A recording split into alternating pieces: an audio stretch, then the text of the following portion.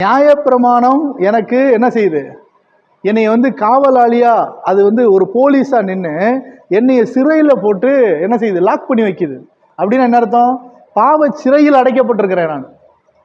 பாவ சிறை. அதனாலதான் இயேசு கிறிஸ்து சொல்லுவாரு, அதாவது நான் உலகத்துக்கு எதுக்கு? கர்த்தருடைய ஆவியானவர் என்மேல் இருக்கிறார், தரித்திரருக்கு சுவிசேஷத்தை அறிவிக்கும்படி என்னை அபிஷேகம் பண்ணினார், அவர் நொறுங்குண்டவர்களை குணமாக்கவும் சிறைப்பட்டவர்களுக்கு விடுதலையையும் ஒரு வார்த்தை இருக்கும். அப்படின்னா என்ன அர்த்தம்? சிறைப்பட்ட மனிதர்கள் விடுதலைனா, அன்னைக்கு இருந்த சிறைச்சாலையில் இருந்தவங்களை ரிலீஸ் பண்ணாக்கா இயேசு வந்தாரு? பாவச்சிறை. Very good. பாவத்துல சிறைப்படுத்தப்பட்டவர்களை விடுதலை பண்றதுக்காக வந்தார்.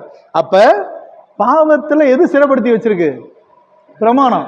ஒருத்தனும் வெளியே வரக்கூடாது. ஏன் வெளியே வரக்கூடாது? தேவனுக்கு முன்னாடி நிக்கிற தகுதியில ஒருத்தனும் இல்லை. எல்லாம் லாக் பண்ணு, கூட்டு ஃபுல்லா எல்லாரும் பாவ சிறையில் இருக்கிறாங்க.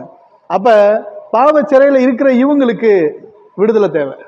அப்ப விடுதலை தேவைன்னா அந்த பிரமாணத்தை எழுதினவர் தான் என்ன பண்ண முடியும்? அது திறக்கிற தகுதியில் இருக்கிறார். ஜட்ஜு தான் திறக்கிற தகுதி.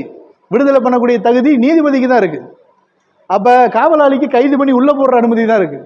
அப்ப நியாய பிரமாணத்துக்கு கைது பண்ணி உள்ள போடுற அனுமதி இருக்கு, விடுதலை பண்ற அனுமதி நியாய பிரமாணத்தை எழுதினவருக்கு இருக்கு. அப்ப அந்த நியாய பிரமாணத்தை எழுதினவர் தான் என்ன பண்றாரு? மனசாட்சியிலிருந்து விடுதலையை கொடுக்கிறார். அப்ப அதை விடுதலை பண்ணணும்னாலும் நீதியை மாற்ற முடியாது இல்லையா?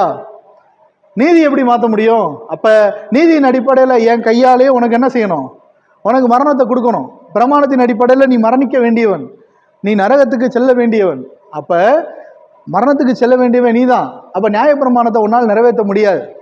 இயேசு கிறிஸ்து பூமியில வாழும்போது சொல்லுவாரு, நியாயப்பிரமாணத்தை ஆகிலும் தீர்க்க தரிசனங்களை ஆகிலும் அழிக்கிறதற்கு வந்தேன் என்று எண்ணிக்கொள்ளாதீங்கள், அழிக்கிறதற்கல்ல நிறைவேற்ற வந்தேன்ற. அப்ப நிறைவேற்ற வந்தேன்னா அதுக்கு முன்னாடி யாராவது நியாயப்பிரமாணத்தை நிறைவேற்ற முடியுமா? முடியாது. அதுக்கு அப்புறம் யாராவது நிறைவேற்ற முடியுமா? முடியாது. கிறிஸ்து மட்டும்தான் நிறைவேற்ற முடியும்.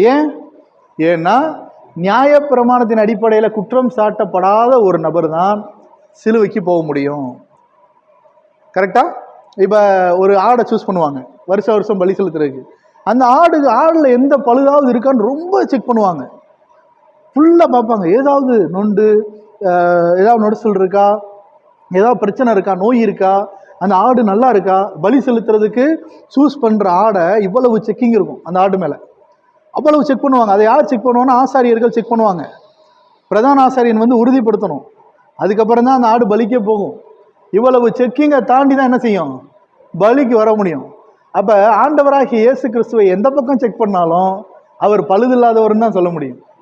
உண்மையா இல்லையா? இப்ப என்னைய பலிபீடத்துக்கு என்னைய கொண்டு போறாங்க அப்படின்னா என்னை ஈஸியா சொல்லிடுவாங்க, என்னையா நீ பலிக்கு என்ன யாரையா கொண்டு போறீங்க அப்படின்னு. உண்மையா இல்லையா? ஆனா இயேசு கிறிஸ்துவ பலிக்கு கொண்டு போகும்போது, நீதிமான ஏன் பலி ஏத்துறீங்க அப்படின்னு. அப்ப எல்லா இடத்துலயும் அவர் வாங்கின பேர் என்ன? நீதிமானப்பா, அவரை விடுதலை பண்ணணும்ப்பா, என்னப்பா நீங்க அவரை போய் சிலுவைக்கு கொண்டு போறீங்க.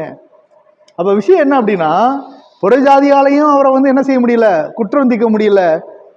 யாராலையும், நியாயப்பிரமாணத்தை தெரிஞ்ச யூதர்களாலையும் அவரை குற்றப்படுத்த முடியல.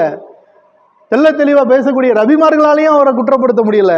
எந்த வகையிலையும் குற்றம் சாட்ட முடியல. அப்ப இயேசு கிறிஸ்து கேட்கிறாரு, உங்களை யாராவது, அதாவது என்னிடத்தில் பாவம் உண்டு என்று உங்களில் யார் என்னை குற்றப்படுத்தக்கூடும்? இந்த கேள்வியை யார் கேட்க முடியும்? அப்ப இந்த கேள்வியை கேட்டும் அவரை குற்றப்படுத்த முடியல. அதனாலதான் யோவானும் பேதுருவும் தெளிவா எழுதுறாங்க.